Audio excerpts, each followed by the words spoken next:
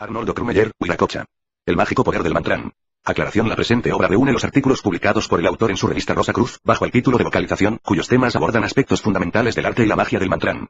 Esta colección tiene como objetivo principal el de divulgar las enseñanzas esotéricas que complementan los más importantes secretos del conocimiento gnóstico y Rosa Cruz. Una llave extraordinaria para la vida mágica y cósmica. Prólogo: existen tres claves primordiales que todo estudiante espiritual debe tomar en cuenta para su desarrollo cristónico: la respiración, la iluminación y la mantranización.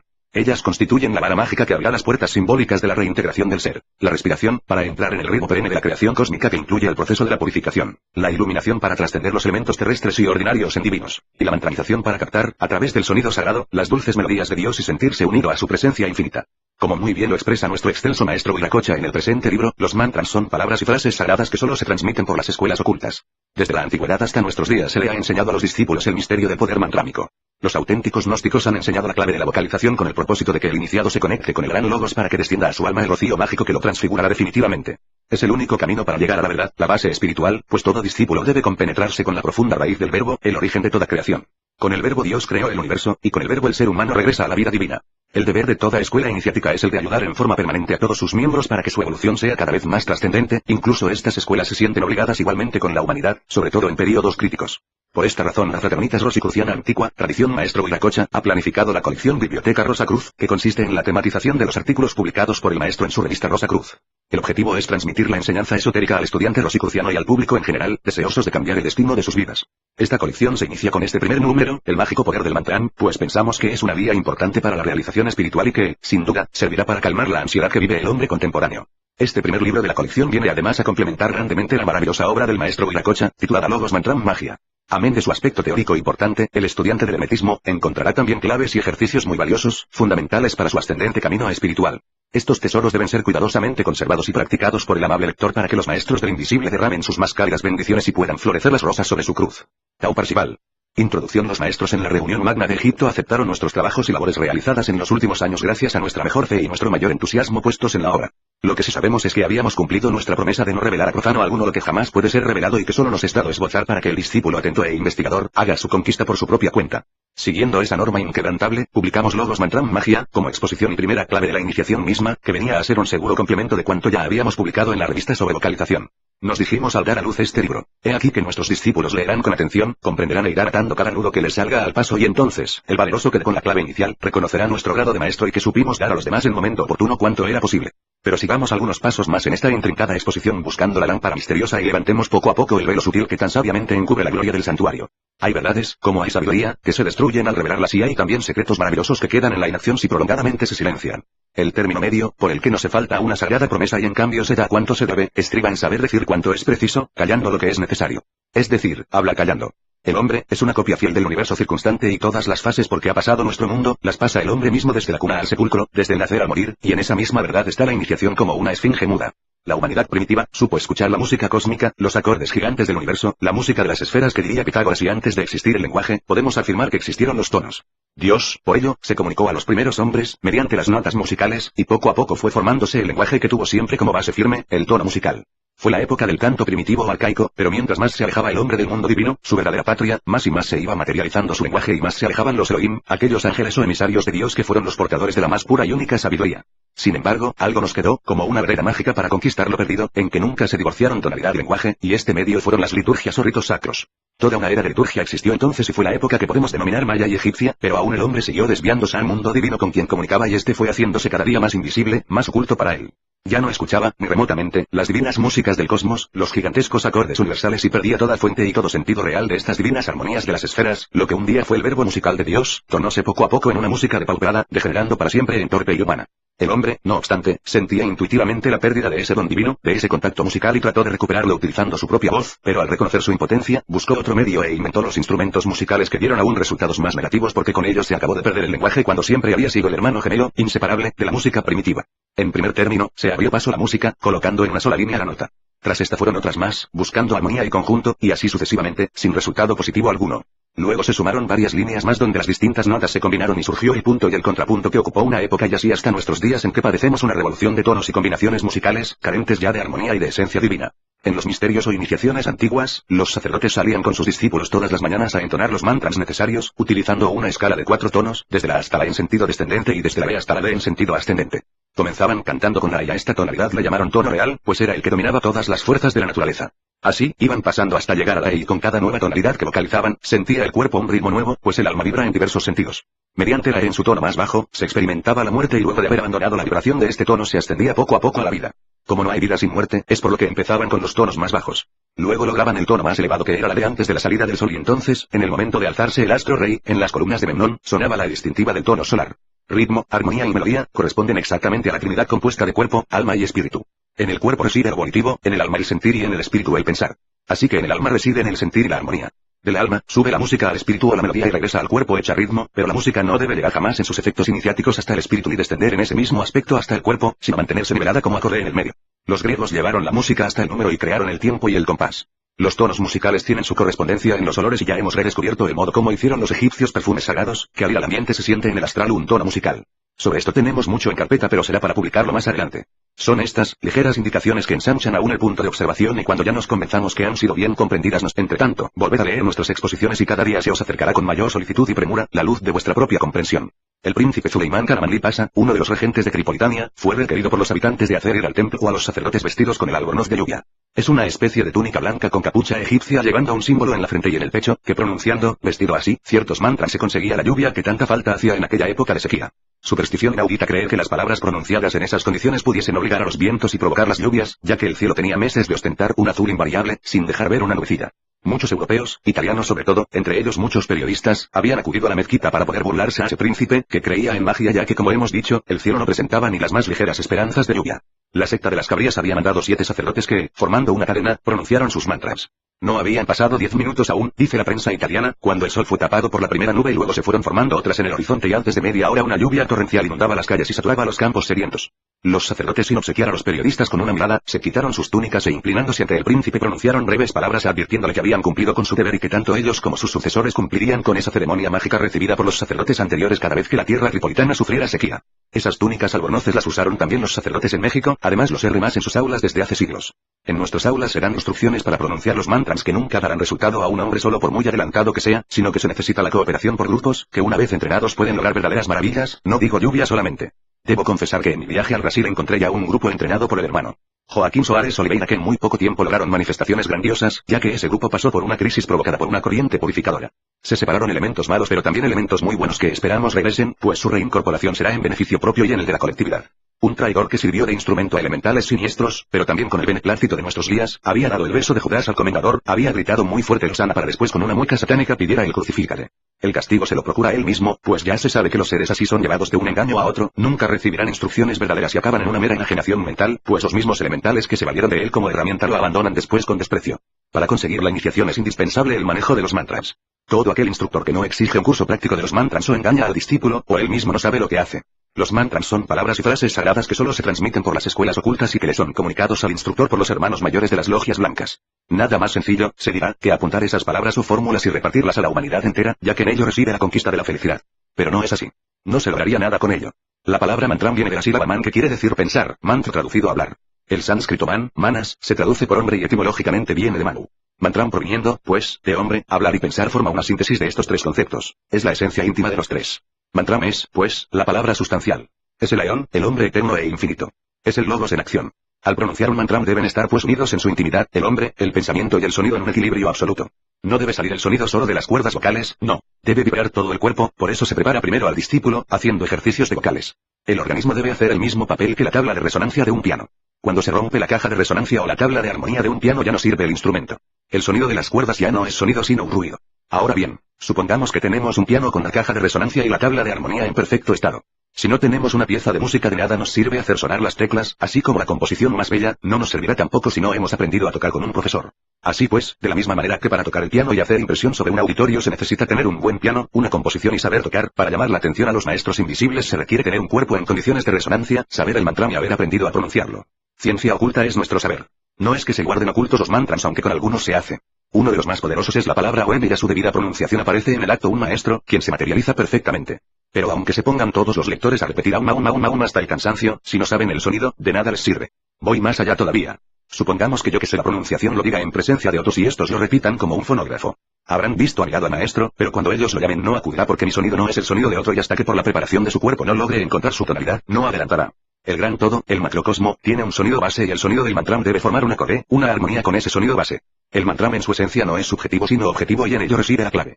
Muchos que no saben de nuestros estudios se ríen de la pronunciación de palabras, conjuros y fórmulas que ellos llaman brujería, pero yo digo que aquel que cree que todo aquello que él no sabe tiene que ser falso o imposible es un estúpido, que cree poderse arrogar la omnisciencia divina para su inmortal persona.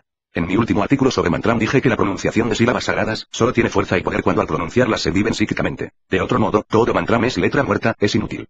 Arnold Krummeyer, el mágico poder del mantram. Capítulo 1. Oración, naturismo, psicoterapia y curación. Recuerdo que en la escuela teníamos un niño cuyas manos estaban llenas de verrugas. Daba asco aquel muchacho, y nadie quería jugar con él, pero teniéndole lástima, cada cual le aconsejaba algún remedio. Se puso yodo, se quemó con nitrato de plata, no sé cuánto hizo, pero las verrugas, lejos de disminuir, aumentaban, hasta que de un día para otro, las manos del niño estaban limpias. Ya no había señales de esas feas excrecencias. Todos quedamos sorprendidos y cada uno quiso saber cuál era el remedio, pues ya habían otros más que se decían contagiados. ¿Quién había obrado tal milagro? Pues una mujer vulgar, que decían conocía unos versos que al pronunciarlos se quitaban las verrugas. A buscar la vieja se decían los demás y dicho y hecho todos se curaron sus verrugas. Nadie niega que en todas las épocas haya habido brujos, y sabemos que los hay a la fecha, pero no creemos en brujerías hasta que no nos dan una prueba palmaria. La mayoría de los brujos actuales se dedican a la medicina, son curanderos, como dicen y en el campo son galenos, tienen allí su clientela. El campesino intuitivamente se siente atraído por el brujo, y si comparáramos la estadística de los hospitales y de los resultados obtenidos por los curanderos seguro que los últimos saldrían con ventaja. Lo que saben aquellos hombres son reminiscencias del pasado. Sus conocimientos se heredan de padres a hijos. La autoridad los persigue y, el médico, que tiene autoridad, se frota las manos cuando logra poner a alguno de estos llamados charlatanes en la cárcel. Pero todo resulta inútil, los curanderos brujos han existido y siguen existiendo. Será porque deben tener algo con que hagan el bien, de otra manera, solo engañando, perderían la clientela. Pero hay curanderos y curanderos. Hay hombres que saben que tienen conciencia y vividores falta de vergüenza. Los más curiosos y más aptos son aquellos que no dan remedios, sino que pronuncian versos y frases, y encargan a sus enfermos que repitan esas frases u oraciones. De estos hombres existen en todas partes del mundo y se ven lo mismo en Yucatán, como en otras partes de México. Entre los gitanos tienen sus más sobresalientes representantes, en la vieja Europa sobre todo en Hungría. No mencionaré la India donde los yogis no hacen otra cosa que pronunciar sus mantras, cuando los enfermos los buscan solicitando sus auxilios. Si registramos la historia, vemos que el sistema de curar por medio de oraciones es tan antiguo como el mundo, pues en todos los tiempos los seres humanos se sentían rodeados de fuerzas misteriosas, a las que trataban de invocar por medio de su lenguaje. Los antiguos médicos eran al mismo tiempo sacerdotes, que no conocían más texto que el libro sagrado de la naturaleza. Era el arte de curar la teosofía o ciencia divina, pero el orgullo humano hizo que se abandonara poco a poco la parte espiritual, a la naturaleza y se optó por una forma de materialismo enervante. A medida que la ciencia médica se materializaba comenzó su descrédito y la desconfianza entre los mismos adeptos. Un ejemplo patente da un médico que dispone, que al morir se quemasen todas sus obras, excepto la tapa de una, en la que había impreso esta sentencia: conservad la cabeza fresca, el vientre libre, los pies calientes y huid de los médicos. El primer paso de la reacción, en que la ciencia trata de nuevo a espiritualizarse, lo da Hahnemann con su dosis infinitesimal, pero la homeopatía peca por su base. El principio similia similibus curantur es falso, porque el cuadro sintomatológico de la enfermedad y del remedio no son idénticos, jamás. Si bien hay que confesar, que de la escuela alopática a la homeopatía, hay un paso adelante y ese sistema curativo se propaga con rapidez. En la práctica sí deja mucho que desear. Los homeópatas miran con justo reojo a los positivos resultados de los naturistas y se ven aventajados por ellos. Un simple carpintero, Culme, y un sacerdote, Neip, han curado más enfermos con sus sistemas de agua, que legiones de alópatas. Pero sucedía una cosa rara. Yo que conocía a ambos y estudié con ellos, vi que, si ellos aplicaron sus baños y obtuvieron tan estupendos resultados, al hacerlo cualquier discípulo, el resultado, lejos de ser idéntico, fue nulo y hubo caso en que los enfermos empeoraron. No quiero decir con esto que el naturismo no sea bueno. No. Yo que he sido alópata y que he practicado la homeopatía, puedo confirmar que el naturismo es otro paso más adelante y que aventaja sin género de duda a las dos escuelas anteriormente citadas, lo que hay, es que no es la última palabra todavía. Al ver yo ese fenómeno, entre los resultados de naturistas de fama y fundadores de escuela y sus sucesores comprobé que había algo personal. Vi que bastaba que dirigiesen ellos la palabra a sus enfermos o escribiesen a sus pacientes para obtener tan señalados resultados. Comprendí que debía ser aquello la acción personal. Esto me llevó a la psicoterapia, que es y será la última palabra en medicina y cuando todos los sistemas fallan, seguro que con la psicoterapia no hay enfermo incurable. Esa psicoterapia la usan los brujos. Lo que faltaba hasta ahora, era que un hombre con conocimientos médicos y con preparación ocultista suficiente, estudiara ese sistema y a sus representantes.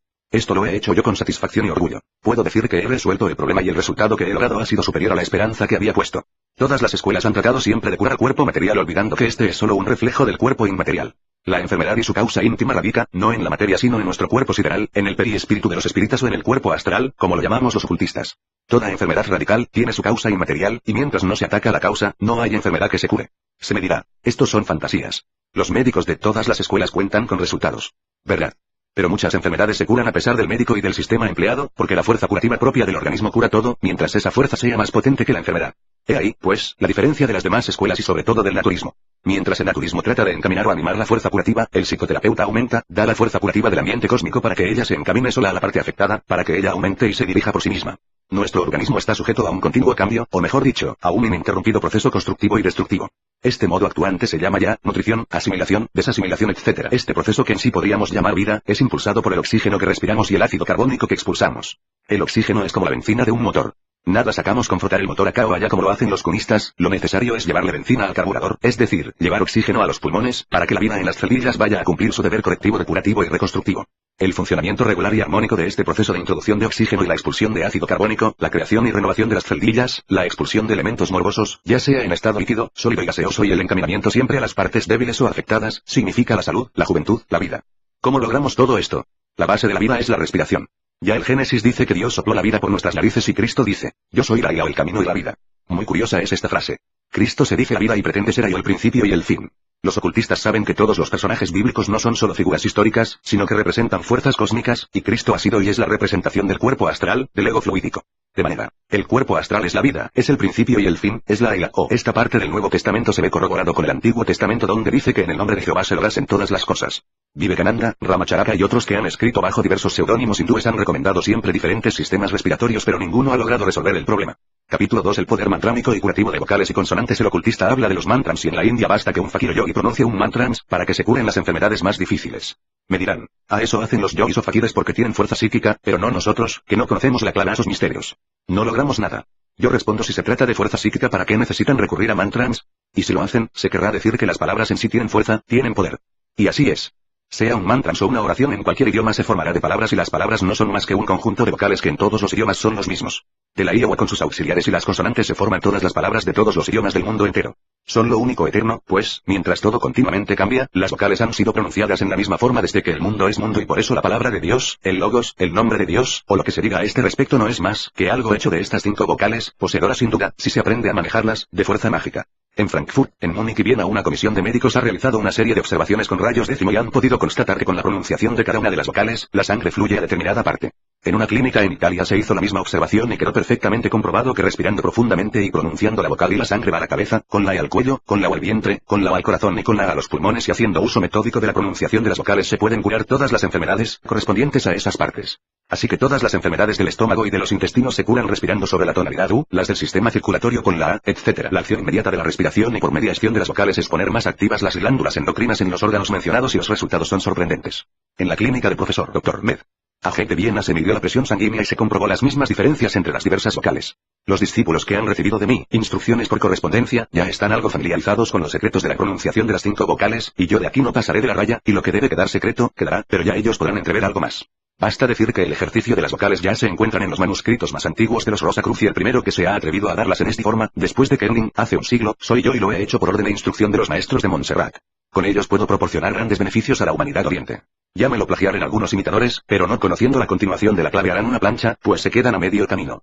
Lo que pueden hacer desde luego mis discípulos es probar nuestro nuevo sistema de curación, que yo creo se publica por vez primera en el mundo. Fui yo el primero también en publicar una quirología médica, que ya lo están imitando varios y aprovechando miles. No importa esto. Los que servimos de zapadores en algo, solo ponemos señales, indicadoras de caminos, para que otros ensanchen, comprueben, amplíen, confirmen o rebatan nuestros aciertos. Los ejercicios de vocalización los pueden hacer todos los enfermos hasta los más graves y seguro que muchos se salvarán de una muerte segura y otros lograrán la salud sin necesidad de dieta, de vegetarianismo exagerado, de baños, salvo los de aseo, de medicinas ni de operaciones. Ningún ejercicio se deberá hacer forzado, como los hombres sin cinturón y las mujeres sin corset. Libres, tranquilos, alegres. La mente deberá estar fija en el valor de la vocal y de la palabra que se pronuncia. Al respirar debe llevarnos la intención de que entren por las narices todas las fuerzas cósmicas curativas, que nos saturemos de salud y vida y al expulsar el aire, pensar fuerte, plásticamente de que sale por la boca todos los venenos del cuerpo, todos los elementos morbosos y las enfermedades. No se deberá hacer estos ejercicios después de comer, salvo algunos por prescripción mía. Se harán siempre un cuarto de hora antes o 2 horas después de las comidas principales. Como la es neutral y anima los pulmones, órganos principales de la respiración, podemos con provecho formar siempre mantras con la A. Vamos a un caso práctico. Supongamos que alguien tenga un fuerte dolor de cabeza que le proviene del estómago. Entonces tenemos que la I corresponde a la cabeza, la U al estómago y la E es neutral. Así que para curarlo se formará con la M y N un mantra minuam es pues un mantra que con la boca algo cerrada apenas se pronuncia la I, con la IN se levantará por las narices la I y retiene un rato la vocal sobre el estómago y luego se expulsa el aire diciendo OM. Se descansa un rato y se repite esto hasta que haya desaparecido el dolor. Con este sistema se ha atacado la causa y a los pocos días ese dolor desaparece, y no volverá jamás. Quitándola y haciéndolo solo con Inum en la misma forma y concentrando la mente sobre los órganos sexuales, las mujeres podrán curarse de todas sus enfermedades tan molestas para ellas. Escuchadlo pues, señoras. Yo tengo miles de casos completamente curados. Cuando yo publico algo, es porque ya tengo el asunto resuelto. Así, hagan este ejercicio con fe y constancia. No puede hacernos daño jamás, sino curaros radicalmente. No llevéis el dinero a la botica. El aire no os cuesta nada y la boca es para pronunciar el lenguaje. Es verdad que los ocultistas tenemos también remedios, pero esos no se pueden comparar con los productos de las boticas, pues son arcanos alquimistas, que ayudan, no a combatir síntomas, sino a dar fuerza vital, que de por sí solo cura. En mi próximo número seré más amplio, ahora solo pido a mis discípulos hagan propaganda por ese sistema y aconsejen que me consulten muchos enfermos, pues así, no con palabras vanas, sino con hechos, probamos el poder Rosa Cruz. Capítulo 3. La purificación del organismo a través de la vocalización y la respiración. Lenguas artificiales y espirituales. La base del sistema curativo mediante la respiración y las vocalizaciones reside en primer lugar en purificar el organismo. Si hacemos la experiencia de expulsar todo el aire que tenemos en el pulmón, emplearemos medio minuto, y siempre salen gases, mientras en la respiración habitual, solo empleamos algunos segundos en la expiración. Esto nos prueba que en cada expiración dejamos una gran cantidad de ácido carbónico en el pulmón, que sucio, se mezcla de nuevo con el óxido que entra por la inspiración, y nos vamos envenenando poco a poco. Ya se sabe que los venenos gaseosos son tan fuertes cuanto más insensibles son. De manera que, primero, limpiamos el pulmón para que el dióxido sea fuerza vital curativa, luz, sonido, magnetismo cósmico, ambiente cósmico penetre en nosotros. Las últimas experiencias de las películas parlantes han dado una prueba definitiva de que el sonido se puede cambiar en luz, y a la inversa, la luz se transforma de voluntad en sonido. La fuerza cósmica o el cosmos reside en el sonido universal, en el logos. Por medio de la vocalización se lleva la vocal o la palabra curativa con la mente volitiva a la parte enfer. Se retiene allí con el oxígeno puro, inspirando por lo menos 4 tiempos y por el máximo, 15 segundos, y entonces se expulsa parcamente sin esforzarse. La inspiración se hace siempre por la nariz y la expiración, o expulsión del aire, por la boca, como silbando. Durante el ejercicio, nuestra mente volitiva debe estar concentrada, primero en expulsar, soplando, toda enfermedad, todo lo negativo, lo malsano, y al inspirar, pensar plásticamente que las fuerzas universales penetren, se confundan con nuestro organismo. Todo ejercicio debe constituir una especie de oración dirigida a las fuerzas universales, al logos o palabra universal. Los mantras o palabras, son los reservorios, los acumuladores, los vehículos de las fuerzas cósmicas. Intencionalmente repito esta idea, porque sé el valor que tiene, pero no es la curación que se efectúa el resultado de una sugestión más o menos bien hecha, no, porque las personas con que se experimentó no sabían al exponerse a los rayos X el resultado que se esperaba. En muchas ocasiones hemos comparado a nuestro organismo con un aparato de telegrafía inalámbrica y esta comparación es lo más exacta que se puede imaginar. Ya sabemos por Gustavo Le Bon que la fuerza presenta una unidad, y que el calor se puede transformar en electricidad, y esta en energía actuante. Lo mismo pasa con el sonido, cuya energía se puede medir. De la historia sagrada conocemos las trompetas de Jericó, a cuyo sonido caían derrumbadas las murallas de la célebre ciudad de Palestina. En el último congreso de telegrafía inalámbrica, un ingeniero leyó un trabajo sobre la energía sonora de la voz humana y probó la cantidad de pronunciaciones de vocales que se necesitaban para hacer hervir un litro de agua.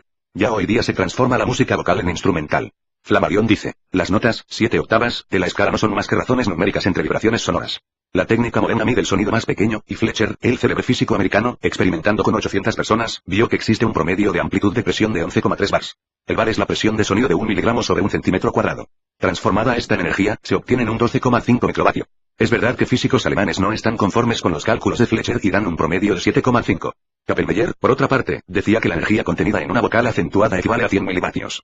La duración de una vocal en español tiene una duración de un décimo hasta un medio segundo. Los del idioma alemán varían entre 0,038 a 0,549 segundos. En los mantras he calculado yo con un promedio de 20 microvatios por vocal.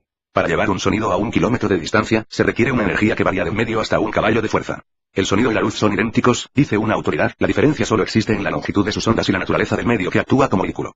Tyndall acepta también que todos los fenómenos del mundo físico no son más que diferentes manifestaciones de los diversos modos de movimiento. Tenemos, pues, energía en el sonido de nuestras vocales, pero se me dirá aquella es tan pequeña que no valdrá la pena de utilizarla. Desgraciadamente estamos o estábamos acostumbrados solo a las cosas gruesas, a potencia grandes, creyendo que en lo pequeño no residía poder, hasta que la homeopatía nos probó que mientras más pequeña es la cantidad de medicamento, tanto más fuerte es su poder curativo. Igual pasó a los alópatas con la aplicación de la electricidad cuando la Sombal salió con su alta frecuencia. En estos días tuve ocasión de observar los efectos de cantidades mínimas de aire. Poseo una lancha de gasolina, con capacidad para llevar a bordo 8 personas cómodamente en camarote e hice un viaje a diferentes islas del mar Báltico para hacer experimentos de evocación de genios marítimos, seres astrales que viven en el mar. En algunos viajes tuve que ir completamente solo y tenía que atender al motor y al timón. No siéndome posible llevar mucha cantidad de gasolina tuve que entrar muchas veces en puertos para proveerme de combustible y como hay diversas marcas, vi que cada cual requería diferente cantidad de aire. El aire es llevado por el carburador y este tiene pequeños agujeros para dejarlo entrar, pues muchas veces bastaba que aumentaba o reducía la entrada del aire por milímetros y sin embargo, en el acto cambiaba la marcha del motor aumentando varias leguas por hora. La cantidad de aire llevada así correspondía a un soplo insensible y sin embargo en él residía tan inmensa energía. Pues bien, al pronunciar las vocales también entra o sale aire por la boca que se traduce naturalmente en potencia, en energía, exactamente como en el carburador del motor de 2 tiempos y 2 cilindros que mueve mi barco, siente el efecto del aire. Ahora el aire del carburador no tiene alma, no tiene vida. ¿Cómo será el aire en contacto con nuestro ego interno? La expresión del idioma universal es el número, este se transforma en movimiento y el movimiento se basa en el sonido. El simbolismo de la Torre de Babel es muy profundo, e indica el número enorme de idiomas que se habla en el mundo. Cierto día, un discípulo mío contó a otro diciéndole que yo hablaba 14 idiomas, a lo que su interlocutor les respondió, si no hay tantas, ¿cómo va a poseer más de las que existen? ¿Sabéis cuántas lenguas diferentes se hablan en el mundo? Pues 560, fuera de idiomas secundarios, pues no es lo mismo el español como lengua que el catalán o el gallego, que son lenguas secundarias que se hablan en diferentes pueblos, pues de estos idiomas secundarios, hay 2796 en el mundo y los dialectos son incontables. En Europa se hablan 48, en África 118, en Asia 153, en Australia 117 y en América, donde se cree que solo existen como idiomas bases el inglés, y en la América Latina el español y portugués, se hablan 124 lenguas completamente diferentes. ¿Cuán difíciles son estas lenguas? Lo vi yo cuando el presidente Calles y Obregón echaban sus discursos kilométricos en Yaqui a sus tropas predilectas, o cuando los vecinos de Yucatán principían a hablar su lengua indígena que parecían una interminable pronunciación de K, sin vocales. Recuerdo al respecto el mapuche, que se habla en el sur de Chile y quechua en el Perú y el aymara en Bolivia. Filólogos de fama universal han tratado de inventar idiomas y entre ellos el esperanto tiene muchos partidarios, pero es combatido por el ido, por el latino, el occidental, y sobre todo por el volapük, y últimamente por el labial. Los esperantistas creían haber conquistado al mundo al ver que 1300 esperantistas visitaran el Congreso Esperantista de Amberes. El esperanto ni ningún idioma triunfarán, porque son artificiales, faltos de alma, mientras los demás originales son de origen divino. Antiguamente conocían los iniciados un idioma que se llamaba el lenguaje del misterio, que hasta hoy se usa en las reuniones de las logias blancas Rosa Cruz, que tiene la particularidad de amoldarse a cada cerebro, a tal grado que el discípulo que solo sabe español, lo percibe como español, y el que solo sabe chino, lo escucha en su idioma, porque es la forma íntima la que se comunica. Este lenguaje es muerto para el mundo profano, pero vivo para los iniciados Rosa Cruz. Es ese lenguaje la raíz y principio de todos los demás idiomas que se hablan en el mundo, que no se aprende, sino que se recibe por revelación instantánea, y nos sirve para comprobar si una persona ha recibido la verdadera iniciación sagrada en el astral o es un simulador charlatán como yo conozco a muchos. Luego tenían los antiguos el lenguaje de los hierofantes con sus 7 dialectos, que reacciona sobre los 7 centros magnéticos. De este lenguaje he tomado yo mi sistema de vocalización, ya que el asunto es demasiado material y sería una profanación mezclar el primero. El Deva Magari que hablan los hindúes y se hacen pasar con aquel por chelas, es de poca importancia ya que se habla en todo el sur de la India. La enciclopedia Espasa, la más ortodoxa de las enciclopedias del mundo redactada en un 80% por curas, dice al citar la palabra logos, palabra griega que entre otras cosas, significa, la imagen que el entendimiento produce al entender un objeto. Lástima que no se nos dijo las otras acepciones y sé por qué el que lo escribió, no lo supo tampoco, pero basta que se confiese que la mente produce imágenes o formas, y esto es verdad en el sentido más vasto posible, y no en el estrecho que seguramente pensó el autor. Cada vocal es representada o constituida más bien en el universo por un gran campo de fuerza magnética que nosotros provocamos y atraemos hacia nosotros al pronunciarlos conscientemente mediante los mantras. La primero es la vocal griego, es el Jod de los hebreos, el I de los ingleses, nuestro yo, y como la personalidad material reside en la sangre, por eso todas las afecciones de la sangre deben curarse con la pronunciación de la I. Con el exceso de trabajo con la edad se menoscaba nuestra personalidad, se gastan los nervios, y por eso el mantra con I os rejuvenece. Primero y para curar afecciones cardíacas, para entonar los nervios, para quitar el dolor de cabeza de origen nervioso. Hemos dicho anteriormente que la O corresponde al corazón y de esa vocal nos servimos cuando hay interrupción de circular ya sea en el vientre, o la arteriosclerosis nos amenaza, y entonces el mantra es. Y en las enfermedades de la garganta, catarros, ocios, etc., nos valemos de la E, y en la palabra Yesaya, tenemos un gran mantra curativo. En esta forma cura también las afecciones pulmonares. Para las enfermedades del estómago podemos unir el sonido de la E y de la O, dándole un sonido de la O alemana con todos sus puntitos. Las afecciones de los intestinos, catarros, y también dureza del vientre, no se combate con purgas, que solo sirven pasajeramente, sino usando el mantra Muri. Y queda de voluntad de cada cual formarse el mantra que guste buscando su sonido propio, y siempre obtendrá buen resultado. Esto es para el profano. El mago, el iniciado, que debe exteriorizar sus fuerzas vocalizadas, tiene mantras sagrados que no se pueden escribir. Por eso estos estudios deben considerarse como esotéricos. Para el discípulo existen ejercicios que solo voy a indicar ofreciendo a los interesados darles más luz. Es menester lograr que todas las letras se personifiquen en nosotros, que tomemos conexión íntima con el logos universal. Para lograrlo, se comienza por levantar el dedo índice y concentrarse sobre él, hasta hacerlo vibrar en la vocal y... Luego, con dedo índice y pulgar se forma un círculo o sea la O. Antes de eso, con los mismos dedos se hace la A, dejando el pulgar recto y uniendo el índice con él formando la A. Recuerda algo. Este es el sistema que usan los mudos para comunicarse. Kending, en sus estudios sobre las runas, prueba que los ariogermanos conocían los ejercicios secretos para hacer vibrar todas las letras en nosotros. La música forma con su vibración líneas, y el sonido producido por la pronunciación de las vocales, está sujeto a leyes, cuyo conocimiento hace al hombre ser poderoso mago. Llevando los sonidos a la mano, esa mano será santa. Basta ponerla sobre un enfermo, como lo hizo el Nazareno, para que todo enfermo sane, y se vea invadido por las fuerzas del logos universal. Arnoldo Krummeyer, el mágico poder del mantram, capítulo 4, los 72 genios de la cábala y su valor oculto. Mantras de poder. La voz humana es el hombre. Una vez quebrada, entrecortada, disonante, nos presenta a un hombre apocado, falto de carácter, triste, pesimista. Al contrario, basta oír hablar a un hombre con una voz sonora, alegre, optimista, y sentimos que tenemos enfrente a un ser bueno, capaz de algo. Con la voz, mandamos, y con ella, nos humillamos, ella es el puente de comunicación más grande que tenemos con los que nos rodean. La voz sin respiración no se concibe, por eso también la respiración es espíritu. En las raíces hebreas y griegas, voz y respiración y espíritu, son idénticos y en alemán, que es uno de los idiomas arcaicos, que por él solo podríamos descubrir todos los secretos del ocultismo. Respiración se llama Atmen. Del sánscrito conocemos el alma que significa la potencia espiritual más alta. Nosotros hemos salido del seno de alma y volvemos, por un camino a espiral, o alma. En mi libro Conferencias Esotéricas, que publiqué allá por el año 1913, probé que con un diapasón se podía destruir, haciendo vibrar cierto tono un edificio y podía dar la prueba experimental que, con otro tono, con diferente sonido, se podía construirlo de nuevo. La influencia o la relación que existe entre los tonos hablados y nuestros órganos, nos lo prueban los niños, que cuando tienen una necesidad, dicen no es que lo aprendan de nosotros. Si los encerrásemos, y se ha hecho la prueba, sin que jamás vean a un ser humano ni hayan oído pronunciar voz alguna, cuando van a defecar, también lanzan el grito Reside, pues, en el subconsciente de la humanidad. Observaciones más prolijas han demostrado que el recto se contrae al pronunciar la criatura su Lo mismo se podría decir con el pipi de los niños. No es que solo lo usáramos nosotros, no. Los hombres de ciencia, cuando han descubierto tribus nuevas, o han llegado a partes donde nunca pisó planta civilizada, encontraron que los salvajes pequeños también decían pipi. Cuando los niños sufren de retención de la orina, basta abrir la llave del agua potable, y el sonido solo, influye sobre la vejiga de la criatura y orina. En 95% da resultado. Yo he hecho la prueba e invito a que cuantos quieran lo hagan. La Santa Cábala conocía 10 nombres divinos en los que, cada uno, representaba un atributo de Dios. Estos nombres, que traen suerte, y que encontramos casi siempre sobre los amuletos son, Jehová, fijarse bien, mis discípulos esotéricos, la H, en el modo de escribir primitivo, es al final donde nos indica el sonido Eloa, Elohim Jebeo Sabaoth, Shaddai y Adonai. El nombre Jehová, nunca se permitió pronunciarlo en público, y se reemplazaba por tetragramatón. Mi maestro Papus decía, y creo lo repite en una de sus obras, cada letra usada en estos nombres o mantras sagrados, tiene una fuerza infinita y el Dr. Nestler, el traductor al alemán de las obras de Papus, añade que cada una de estas vocales provoca o irrita algún centro nervioso de nuestro organismo. Papus dice que los 72 nombres sagrados de la Cábala son mantras curativos y que según la vocal se podría ejercer acción sobre el cuerpo. Beuya, Geliel, Sitael, Elemia, Measia, Leael, Achaya, Katel, Aciel, Alaria, Lauria, Abaya, Gesalel, Leuria, Paria, Melchael, Jecayel, Meleel, Aima, Niteich, Aya, Geratel, Seya, Reiel, Onael, Lecabel, Amiel, Amia, Reael, Geriacel, Tael, Micael, Beguaria, Gelaya Serie, Ariel, Azaria, Michael, Beuel, Meaya, Oyel, Nemamia, Gelel, Nazael, Misrael, Humerel, Jael, Anamel, Meyel, Tamaria, Manakel, Ejael, Meael, Ariel, Acamia, Lanoia, Caliel, Basania, Jomia, Learia, Chabakia, Menadel, Daniel, Asia, Imania, Nanael, Nibael, Nabuja, Rochel, Jaramia, Jayael, Nibumia. Los antiguos rabinos solo curaban con la pronunciación de estos nombres que hoy se confirman en su valía después que hemos visto que la sangre afluye a determinada parte según que hagamos vibrar palabras con I, E, O, U, A. Estos 72 nombres son las designaciones de genios y os doy a los lectores para que los puedan usar buscando siempre la conveniente. Por ejemplo, Achala. Tiene 3 A y una I. La corresponde a los pulmones y la I a la cabeza. Esto indica que los enfermos del pulmón, repitiendo rítmicamente este mantra, no lograrán la curación de este terrible mal, y así cada uno puede estudiar las diferentes palabras que he apuntado. Es verdad que según la Cábala cada uno de estos nombres corresponde cierta época del año y del día, pero sería demasiado largo en este artículo tratar este aspecto, que queda para estudiantes esotéricos a los que con gusto daré la clave. Cada una de las vocales tiene su ritmo dado por la naturaleza y así la que es el principio de la vida, es el Atma, el Aya o el Brahma lleva en su tonalidad de la octava superior la atención, la sorpresa, la afirmación. Ya he dicho que todo es dual y vibra en 2 octavas, una alta y otra baja. En la octava baja, es la negación, como en griego lo representa la repugnancia, el asco, la rabia. Fijarse bien, todas las cosas tienen 2 aspectos, 2 octavas, 2 polos. Hay magia negra y blanca dentro de la aplicación de una misma vocal. La es la expresión del dolor y de la alegría según la octava en que vibra, de la aguda, en muchos pueblos vibra en la interrogación La O es la vocal de la admiración, es el círculo que todo lo incluye, es la eternidad, el gran todo, es el círculo cerrado que todo lo resuelve, es el arte, el amor, es el corazón no solo material, sino también ideal.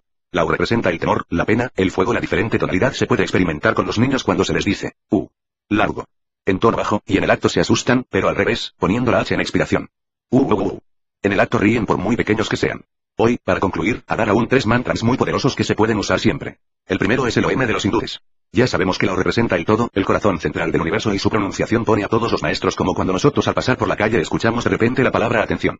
Todo el mundo vuelve la cabeza hacia donde viene la voz y se fija en lo que debe tener atención.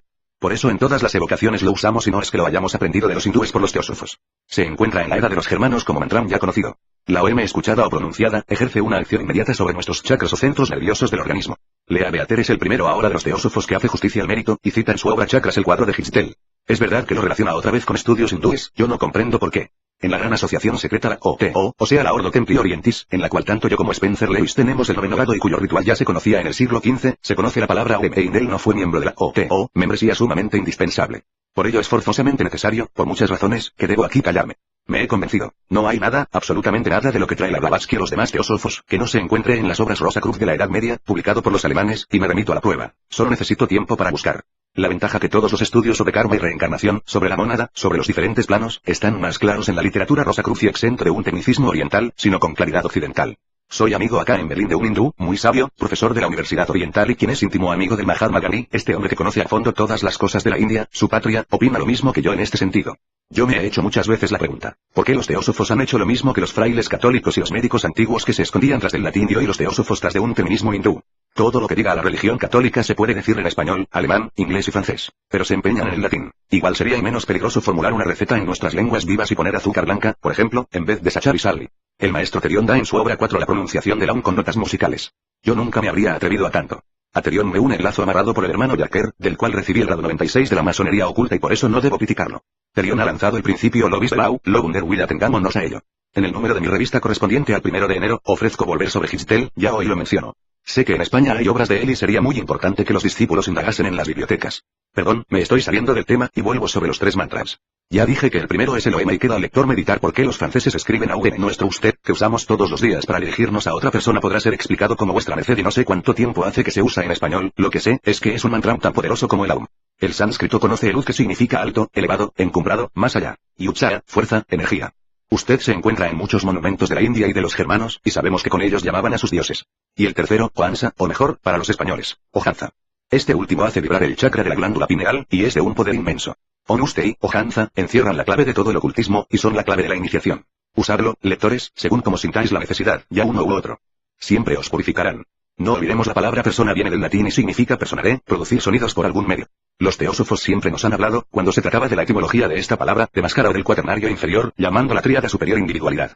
Aquello tiene su razón de ser, pero la señora H.P. Blavatsky que, como nosotros, pertenecía a la O.T.O. sabía lo que digo. ¿Qué razón tendría para ocultarlo? Capítulo 5 El secreto de la vocalización y su correspondencia astrológica en el cuerpo humano. Los astros y las glándulas endocrinas persona reproducir sonidos edificantes, constructores, creadores. Ahí está el secreto de la vocalización. Así como hay fuerzas atómicas, inter e intraatómicas, las hay también inter e intracelulares que se traducen en 2 polos opuestos. Las hay evolutivas e involutivas. Las hay que construyen y las hay que destruyen.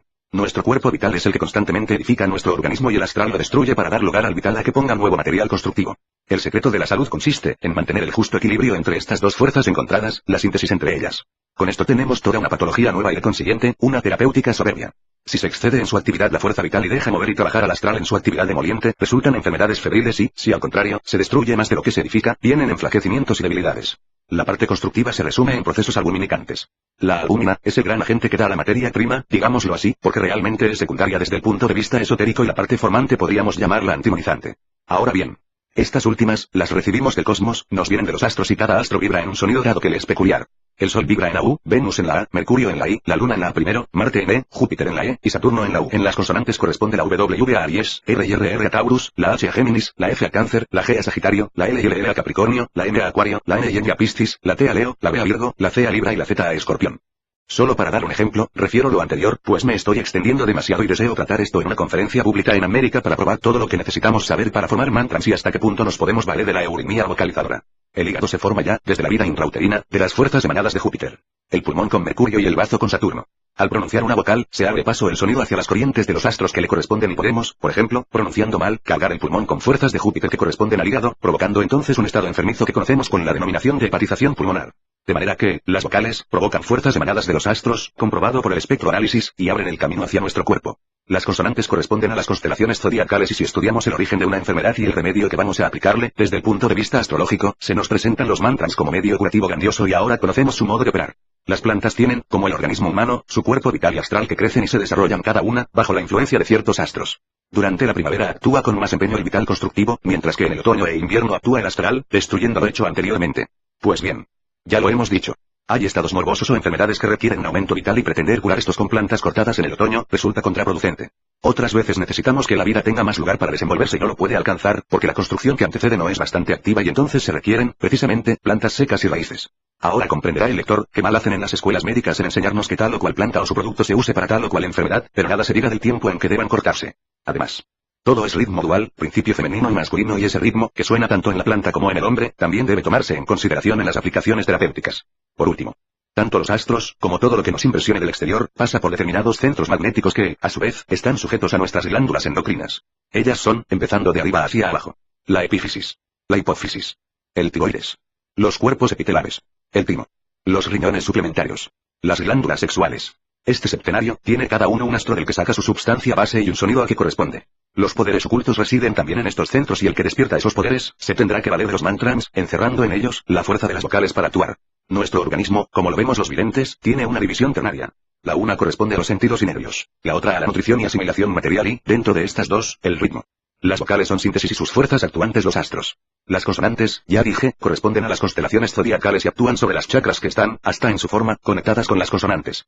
Veamos la forma de una consonante. Tenemos la S. ¿No se parece a una culebra que se mete y se introduce por todas partes? Y si miramos nuestros intestinos, ¿no son algo así como una serie S?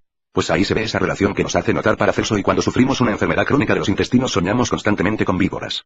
Esto es muy interesante para el psicoanalítico, la enfermedad reside en el subconsciente y él nos manda de veces un sueño, una pesadilla. Es un esfuerzo que hace el subconsciente mismo por llevar este sueño a la conciencia. Despertamos y nos quedamos asustados pensando muchas veces que la víbora aún está en la cama, pero lo notable es, que al día siguiente de haber tenido ese sueño pesado, despertamos siempre mejor y, muchas veces, radicalmente curados. Los Rosacruz provocamos, intencionalmente, sueños para poder curar a una persona y para ello tenemos perfumes, vocales y consonantes. Arnoldo Krummeyer, El mágico poder del mantrán, capítulo 6. La eurimosofía. Hay una ciencia nueva, la eurimía, o sería mejor decir la eurimosofía. Con ella aprendemos a hacer nuestros movimientos gimnásticos imitando a las consonantes y pronunciando vocales. Yo he podido con este sistema, poder volver la razón a locos que tenían años de estar en el manicomio, porque habían perdido el ritmo y mandándoles poner rítmicamente de nuevo, instantáneamente sanaron. Vean ustedes, queridos lectores, todo esto que doy a grandes rasgos, ¿qué campo de investigación nos ofrece? La humanidad ignorante tiene generalmente miedo a la muerte y olvida que nacemos y morimos a cada momento. Cada 7 años, todas nuestras células han sido reemplazadas por otras. Mientras una nace, otra muere y en este ritmo de nacer y morir está la vida. La inmortalidad, digámoslo de otro modo, la longevidad está en morir en la misma medida que nacemos. El que en sí nace más de lo que muere, se enferma. Igual le pasa al que muere más que nace. Este poderoso dualismo de nuestro cuerpo vital y mortal, nos da la explicación de muchos fenómenos biológicos. Querer sostener, modificar o interceptar ese ritmo con tal o cual substancia tomada al azar, es el resultado de un empirismo ciego, son ignorancias, que nos enseñan en las escuelas médicas. Para la mayoría de los médicos, el hombre es un cadáver en movimiento y no saben que somos un trío de cuerpo, alma y espíritu y que no se puede impunemente operar o provocar, ya al uno ya al otro, sin lesionar a los demás. Con las vocales y consonantes, damos vida y actuamos sobre la causa íntima del ser. Los astros, notas musicales y los colores, se corresponden así. Marte rojo 2 Sol anaranjado Re Mercurio amarillo Mi Saturno verde Fa Júpiter azul Sol Venus Añil la Luna Diorados y la palabra creadora, sonido, que existe en la raíz misma de toda manifestación. El Bach de los indios, el logos griego, el verbo latino. En el Evangelio de San Juan, es la palabra sin la cual nada de lo que ha sido creado existiría. En el Génesis, el fiat. ¿Qué quiso decir Pitágoras, cuando decía, que él oía la cadenciosa música de los astros en marcha? Que la vibratoria energía eléctrica es lo que palpita a través del universo solar, arrastrando los planetas hacia un sol central, tal como se encadenan el electrón al electrón, el átomo al átomo, la molécula a la molécula, la célula a la célula en cada una de sus combinaciones y de las formas de este vasto sistema que trabaja bajo la misma ley de ritmo. La armonía y la música se producen, cuando los valores vibratorios de las notas de la escala se encuentran en relación las unas con las otras. Todo músico sabe que los acordes formados por una nota y su octava con la tercera o con la quinta, son armónicos. Contrariamente, discordantes. Solo hay una realidad en el universo, la energía. La materia no es otra cosa que el lugar geométrico o geocéntrico de los puntos singulares de campo energético. Por eso ni el pensador, ni el sabio, ni el artista crean. La materialidad de su objetivación es tonar o visible, en estado de vibración, lo que antes existía, ya en la naturaleza, en estado invisible, vibratorio también. ¿Qué es lo que todo anima a todo? La voz, el espíritu y la palabra, el gran aliento, el Espíritu Santo. El universo tiene que ser un maravilloso concierto de movimientos vibratorios. Este magno concierto divino es musical, por ley de armonía, aunque no sea percibido, y la música no es sino su manifestación o expresión en el modo de los sonidos. El ritmo, como en música, tiene que ser la condición que rija a todo ese gran cúmulo de vibraciones. En el propio organismo humano, todo obedece también al ritmo. El mismo corazón lleva el compás. En el principio fue el ritmo, dice el Génesis, y como primera ley manifestada debió ser el movimiento vibratorio aquella primitiva luz genésica o electricidad vital que engendró la luz, el calor, el sonido, etcétera, etcétera. Recuerden ustedes el preludio cromático del oro del Rin que fecunda las aguas simbólicas del río. Así debió ser el principio genésico bíblico. Lo de la flauta de Pan, de Papágeno o la lira de Apolo, no es una ficción. Es una eterna verdad. La música es número y el sonido, la vibración ha debido construir todo lo existente con su palabra, verbo o logos. Capítulo 7 Magia sexual, logos planetarios y mantras primordiales. Los historiadores dicen que Sócrates, el divino Sócrates, tuvo constantemente ataques epilépticos, luego catalepsias y éxtasis extraños y con ellos alucinaciones al oído, perturbaciones en el tacto y visiones que hoy serían suficientes para calificarlo de enajenado. Hallar ese donde se hallaré de pronto se detenía escuchando lo que él llamaba de demonio. Toda Atenas conocía esas rarezas del gran filósofo. Actuaba a distancia y se separaba con su cuerpo astral a voluntad. Era lo que hoy llamamos supersticioso pues auguraba cosas distintas, y una persona estornudaba a la derecha o a la izquierda. Sin género de dudas, Sócrates fue un paranoico, pero divino, propagandista de una filosofía fundada por él y Platón, que en algunas fases, sobrepasa en su doctrina a la cristiana, siendo más efectiva. No dice no hagas a otro lo que no quieras para ti sino haz a otro. Es pues afirmativa. Luego Nietzsche. Cada vez que uno lee su Zaratustra se encanta más de las profundas enseñanzas herméticas que encierra y ese hombre no solo murió loco, sino que fue un semiloco toda su vida. Las cartas escritas a Wagner son infantiles cuando describe su desesperación. Pasa de visitarle y por último una decepción injusta con el mismo Wagner, lo llevó al manicomio. Comte, el fundador del positivismo, fue otro paranoico. Fue un loco rematado que hubo que encerrarlo en un sanatorio de Esquirol. Napoleón Bonaparte fue epiléptico y vivió en momentos de completa enajenación y, sin embargo, no solo como militar sino como político y organizador. El Corso fue un fenómeno incomparable. Wagner el gran Rosacruz tenía sus manías. Se vestía de seda y a cada momento lo aburrían los colores haciendo los pedazos, encargaba a sus domésticas comprar otros nuevos. En todo esto, hay una nota de sexualidad. Wagner no podía tener bastantes mujeres siendo el terror de las cantantes y entonces se observa un fenómeno. Se enamora de una mujer casada. La señora Wesedon y se establece un conflicto interno amando a la mujer a la cual no puede poseer y por cuyo amor no puede relacionarse con otra. Transmuta entonces la sustancia seminal en él y produce sus grandes obras. Cada vez que Wagner producía una de sus obras colosales se sometía a un periodo de abstinencia sexual. Para eso, siendo la cuestión sexual reservada, no nos permite seguir escudriñando la relación sexual y las producciones de muchos hombres, pero de todos modos se ve en sus transmutaciones, el resultado de obras buenas y benéficas para la humanidad. Veamos el reverso de la medalla. Durante la Revolución en México, en que pude asistir a muchas batallas y conocer problemas íntimos de muchos hombres, vi diversas manifestaciones de sus instintos sexuales en cuanto a sus actos relacionados entre sí. Para aquel entonces acababa de abandonar el poder Calles, el hombre que con tanta tenacidad combatió a la Iglesia y a sus representantes. En campaña estaba rodeado de mujeres, e interrumpía la comida para ir a satisfacer sus apetitos sexuales. Pancho Villa, en sus perversidades sexuales, creía que toda mujer tenía que ser de él. Un día, cuando sus tropas tomaron la capital de México, fue a comer a uno de los hoteles más elegantes y aristocráticos. El propietario, un francés, tenía de visita a una pariente joven. Villa la ve y sin más llama a su asistente y como si dijera en sí llame el caballo, dice, que lleven a esa a mi cuarto para satisfacer mi deseo. Se creía, en su locura paranoica, con derecho a disponer de aquella mujer como había dispuesto de la comida. Ya no veían, Calles, Obregón, ni Villa, durante la revolución, en el acto sexual, algo que hay que guardar y reservarse. No, ya formaba parte de su hábito diario y permanente.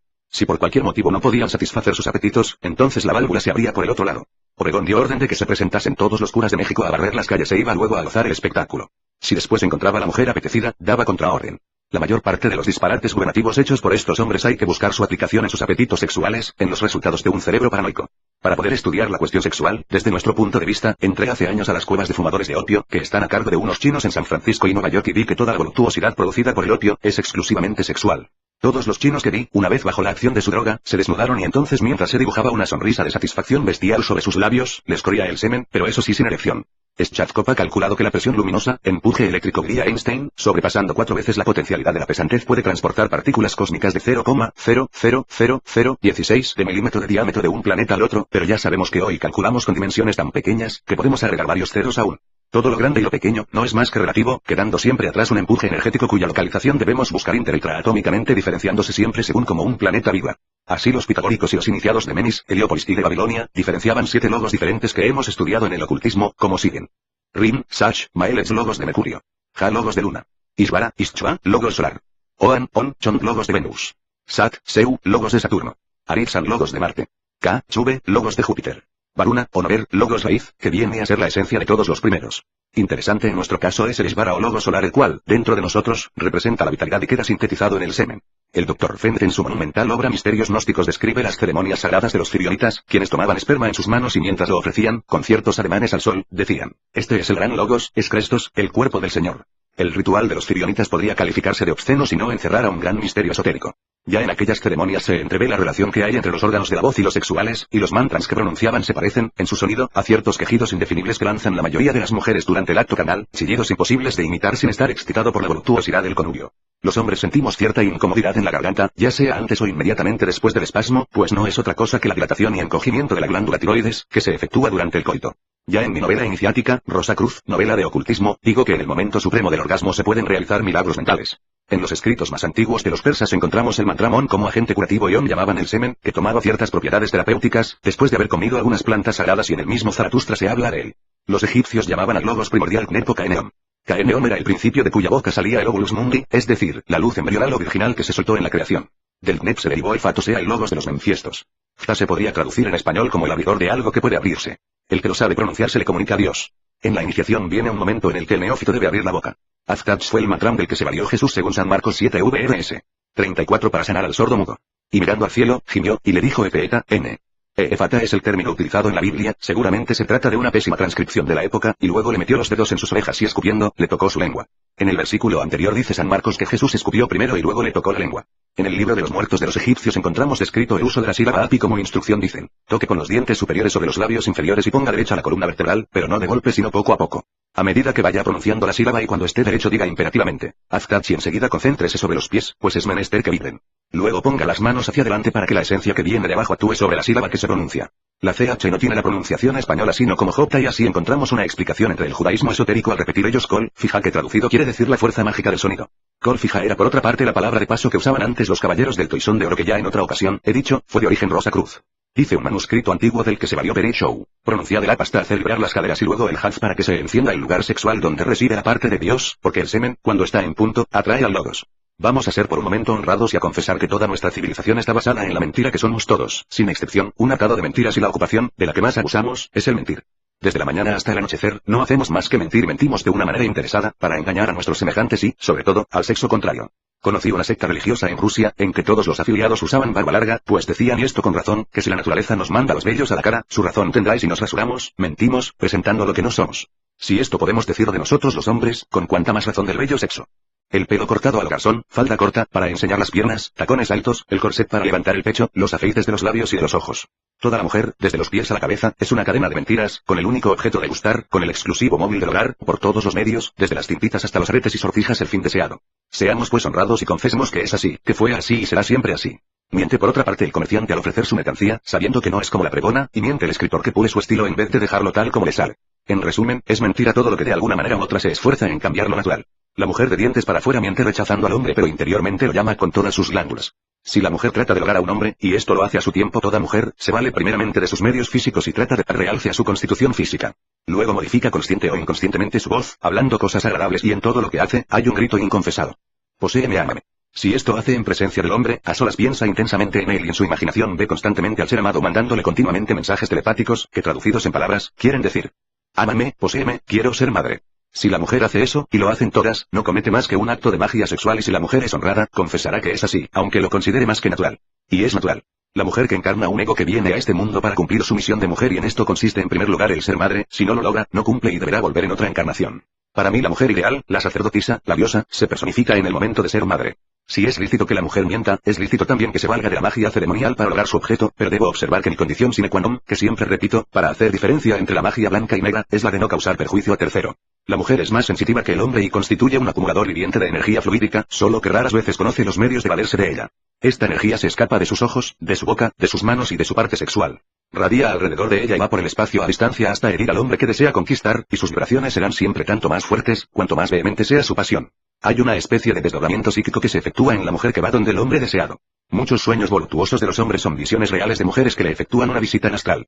Rochas, en su obra Exteriorización de la Motilidad, al describir los fenómenos observados en la célebre medium Eusapia Paladino, dice: por lo general precede de cambios importantes, como se enciende su rostro, los ojos se ponen brillantes, húmedos y muy abiertos. La sonrisa y los movimientos característicos, el éxtasis erótico, dice Miocaro, se apoya en la espalda de su vecino, y busca caricias cuando lo cree simpático. Entonces es cuando al producirse los fenómenos, le causan estremecimientos agradables, voluptuosos. Durante ese tiempo las piernas y brazos se hallan en estado de fuerte tensión, casi rígidos, o bien experimentan contracciones convulsivas, y a veces una trepidación que se propaga a todo el cuerpo. La labor de los brujos y gitanas de todos los tiempos, se concreta a asuntos amorosos y ya los sacerdotes iniciados en los misterios de Asiria, Caldea y Egipto se ocuparon en estudiar fórmulas y ceremonias mágicas para unir a las parejas. En los archivos de la Inquisición encontré varios sumarios muy curiosos y voy a revelar uno a mis lectores dejando toda la responsabilidad a las hermanas que empleen la fórmula. Daño no puede ocasionar, al contrario, si se hace una ceremonia se adquiere fuerza magnética pero no olviden, no deben perjudicar a nadie. Solo deben hacerlo con hombres absolutamente libres. Sin perjuicio de terceros. Yo me digo, las ansias de la mujer, cuando no logra su objeto, puede ser muy perjudicial y esta operación de magia práctica no hace más que poner los alambres por donde enviar sus corrientes fluídicas. En un cuarto hace 2 círculos mágicos. El interior debe estar a 21 centímetros del exterior. En el espacio intermedio escribe lo siguiente: Astarte, estrella de la noche, estrella matutina, tú que mandas en la naturaleza del amor, tú que incendias las llamas del amor, tú que animas los corazones, que unes los amantes, yo te llamo, te evoco. Haz que, fulano de tal, me ame. Yo soy tuya. Sé tú mío. En los 4 puntos cardinales de los círculos se pone una flecha que atraviese un corazón y la mujer se pone en medio del círculo tan ligeramente vestida como sea posible. Fuera del círculo debe haber un braserito de cobre o bronce despidiendo el humo que se desprenda de sustancias aromáticas puestas sobre carbones encendidos. La mujer deberá repetir por 3 veces las palabras apuntadas con toda convicción y vehemencia, si no, no hace efecto. En esto, a mi modo, consiste todo el efecto de las operaciones mágicas. Los maestros y nosotros que nos ocupamos de estas cosas, íntimamente convencidos de lo sagrado y absolutamente convencidos del resultado, podemos obtener la dosis suficiente de vehemencias que se requiere para lograr el objeto. Capítulo 8. El ego interno tiene su propio tono. El secreto del tono reside en la vibración producida por la respiración, en ella recibe el tono su vida y su acción. Es recíproco. El tono no puede tener explicación sin la respiración, pues sin la inspiración ni expiración no hay función de las cuerdas vocales.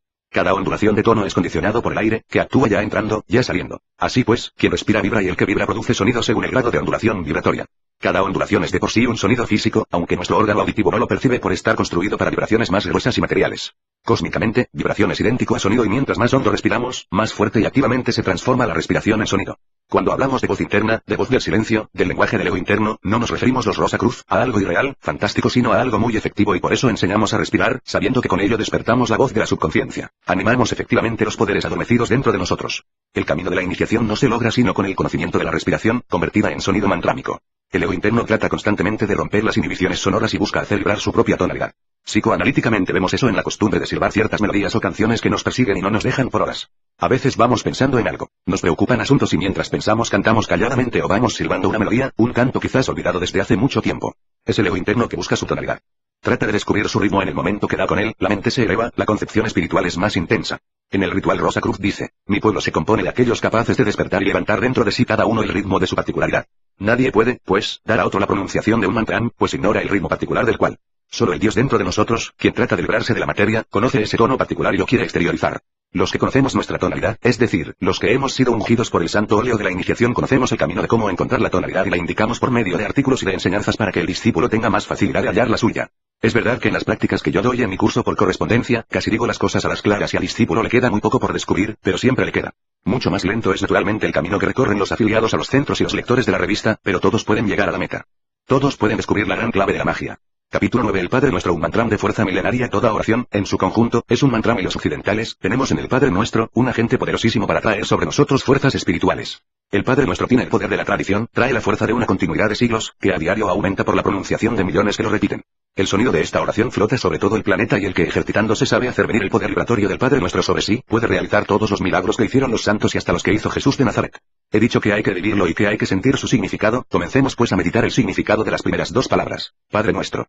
Si la humanidad cumpliera solo con estas dos palabras se resolverían todos los problemas sociales y ya los hierros serían imposibles, volveríamos al estado del paraíso.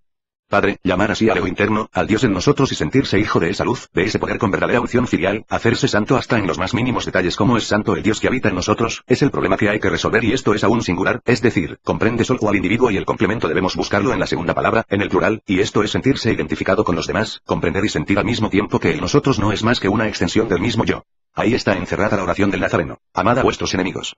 Krishnamurti en su locución pronunciada en el Consejo de la Estrella de Oriente dice, que se están preparando nuevas guerras, que los astrólogos predecían nuevos choques de armas. Confiesa honradamente que él, de profecías no sabe nada, pero que lo ha leído en los periódicos lo de las guerras. Alcione es pues pacifista y quiere que los miembros de la sociedad que por él se formó, Estrella de Oriente, también sean pacifistas. Recomienda, y eso hacía mucha falta, que tengan tolerancia a los teósofos hacia los que sustentaban opiniones distintas a ellos, dice, cuando el mundo que os rodea sea excitado por el odio u otras emociones parecidas, vosotros debéis ser el centro alrededor del cual la gente de sano pensar, inteligente comprensión y tolerancia pueda reunirse. Escuchadlo, teósofos, es la voz de vuestro maestro. Todos estos consejos que da Krishnamurti se podrían sintetizar en las dos palabras, Padre Nuestro. Ahora falta que él también se identifique con este mantra y nos considere a todos sus hermanos. No lo hizo así la señora Besant, cuando predicaba la guerra, no lo pensó tampoco el obispo de Barcelona, cuando excomulgó mi revista, ni lo hace Calles al perseguir a los católicos, que quiere decir que en boca de un Calles, Miralles y Besant el Padre Nuestro es letra muerta. Los Rosacruz por sus prácticas diarias utilizan sus fuerzas y tratan de lograr que la oración cristiana sea un verdadero poder para ellos. Arnoldo Krummeyer, el mágico poder del mantrán, capítulo 10. Cadena de bienestar. La Santa Alianza Divina. En los últimos años se ha abusado mucho de una cadena magnética mediante una carta, dirigida por un oficial del ejército americano, que había que reproducir 9 veces y que debía dar otras tantas veces la vuelta al mundo. El oficial aquel era un ignorante pues desconocía las leyes cultas, no lo supo hacer y por eso el efecto benéfico fue casi nulo y, en cambio, el peligro fue grande. Voy a provocar yo una cadena de verdaderos resultados benéficos que a nadie puede perjudicar y sí proporcionar un beneficio grande a todos cuantos en ella participen. Lector de Rosacruz. Pronuncia todas las mañanas al levantarte la palabra eje y trata de que el sonido de esta palabra vaya del cerebro al vientre. De noche pronuncia, como llamando, Chajit y piensa en invocar ángeles que descienden del cielo envueltos en fuego sagrado y, finalmente, piensa, ya en la cama, en el primer mandamiento. Yo soy Dios, tu Señor. Esto parecerá a los no versados en esta materia un disparate y, sobre todo, el autor de los ataques dirigidos contra mí y reproducidos en varias revistas espíritas, se creerá autorizado para reírse. Voy a dar algunas explicaciones. Eje es el nombre de uno de los sefirotes o de uno de los 10 caminos hacia Dios, según consta en el texto hebreo de la Biblia en el Éxodo, capitán 3, vers. 14, en que Dios ordena a Abraham diga al pueblo de Israel, Eje, que quiere decir, yo seré. Chajid lo encontramos en el libro de Ezequiel 1, vers. 5, donde se llama así a los ángeles que aparecen. Se ha traducido esto por animales, lo cual sería largo de explicar. Del versículo anterior se toma el fuego sagrado. ¿En qué se debe pensar? Ahora se preguntará, ¿qué valor tienen las simples palabras o la simple enunciación de los nombres de Dios? Lo mismo que tomamos una palabra podríamos tomar otra. Pues, no. Los textos sagrados de los judíos sostienen que alfabeto hebreo y todos los alfabetos proceden del cielo. Eduardo Stuecken, el famoso orientalista, prueba que esta afirmación la traen obras mucho más antiguas que las de los judíos. En un papiro se encuentra lo siguiente. En el espacio celestial que cubre nuestra Tierra hay figuras y señales mediante las cuales se pueden descubrir los más formidables secretos y en estas figuras reside gran poder y son al mismo tiempo las letras con que están escritos los nombres de Dios mediante los cuales el Altísimo comunica su poder. De manera que los antiguos afirmaban ya el poder que existe en las figuras zodiacales, y que el Dios que se manifiesta por medio de ellas puede ser evocado por nosotros. Para los judíos, los sefirotes constituían parte del organismo del Adam Kadmon, el hombre divino. Véase Jewish, Enciclopedia. Por otra parte, los sefirotes son los 10 caminos para llegar a Dios y son al mismo tiempo 10 nombres que corresponden a la divinidad. Dice la Torah, uno de los libros sagrados de los mencionados judíos. Los sefirotes reciben a la par los pensamientos, las palabras y los hechos de los hombres. En ellos repercute el gran poder divino y los sefirotes son los únicos mediadores entre Dios y los hombres. Con la pronunciación de los nombres de Dios atraemos sobre nosotros fuerzas tremendas y ángeles que vienen en socorro de los humanos. De manera que, según estos textos antiguos, hay relación entre las figuras zodiacales, los sefirotes y las letras fundamentales o sean las vocales. Ahora bien, si un iniciado conoce esta relación puede provocar y acumular estas fuerzas. Esto se logra con amuletos. Pero para que estos amuletos sean poderosos es necesario provocar una vibración con un mantra o sea con la pronunciación del nombre de Dios correspondiente. Aprovechando ciertas constelaciones favorables en esta primavera vamos a hacer unos amuletos poderosos y ofrecerlos a los lectores para que formen una cadena poderosa mediante la cual atraerán sobre ellos bendiciones, éxitos, bienaventuranza para todo el año. El lector deberá pronunciar el mantra indicado y comunicarlo a 3 personas afines a nuestros estudios para que éstas me escriban y entonces les daré cada mes el mantra cabalístico o sea el nuevo nombre de Dios que corresponde. Las personas estarán seguramente al abrigo de todo infortunio y pobreza. Sahasvara, ¿qué es Sahasvara? Sahasvara es el nombre sánscrito que se le da a la glándula pineal es como la llamaron los antiguos porque tiene forma de pino, es decir de fruta del pino. Esta glándula es una de las endocrinas, o sea una glándula que segrega interiormente. Sabemos que tenemos 2 clases de glándulas, las que expulsan sus secreciones fuera del cuerpo, como las sudoríparas, y las que expulsan su jugo, digámoslo así, al interior, hacia la sangre. La glándula pineal tiene el tamaño de un garbanzo y pesa 1/5 parte de un gramo. Kant, el sabio alemán, ha aportado pruebas irrefutables de que la glándula pineal es el resto degenerado de un ojo central. Hay animales que hasta hoy día conservan en ella restos de nervio óptico y retina. Las lagartijas conservan hasta hoy señales externas de un ojo central, y experiencias últimas han comprobado que las lagartijas tienen en ese punto sensibilidad para la luz. La ciencia oficial se ha quebrado siempre, y sigue quebrándose la cabeza por la misteriosa glándula. Únicamente el Rosacruz ha resuelto el problema, solo que no es posible divulgarlo. Baste con saber esto. Hay glándulas que segregan al interior y su líquido es absorbido por la sangre, y las hay que expulsan su líquido, como el sudor, fuera del cuerpo. Si llevásemos el sudor a la sangre enfermaríamos espontáneamente. Ahora a la inversa, las glándulas seminales, que están en relación directa con la glándula pineal, segregan al interior y a ellas debemos la parte principal del desarrollo, no solo del cuerpo sino de la mente. Llevar las secreciones fuera, masturbación, es malo. Sin embargo la naturaleza nos indica el acto sexual. En él, no van las secreciones al exterior sino al interior de otro organismo. Hay aumento de poder al mezclarse con otro líquido negativo siendo en sí positivo. Todos los actos orgánicos tienen su lado material y espiritual y sus efectos en ambos planos. En el momento del conubio se realiza un acto supremo de magia y el estado espiritual del dador y receptor influye para dar mayor o menor alcance a la operación mágica. Los antiguos iniciados tenían sus sacerdotisas, los incas sus lustas para estas ceremonias y ellos manejaban el secreto magno de la magia sexual. Nosotros necesitamos las mujeres y hemos de servirnos de ellas para el supremo bien, para lograr la iniciación. Huiracocha.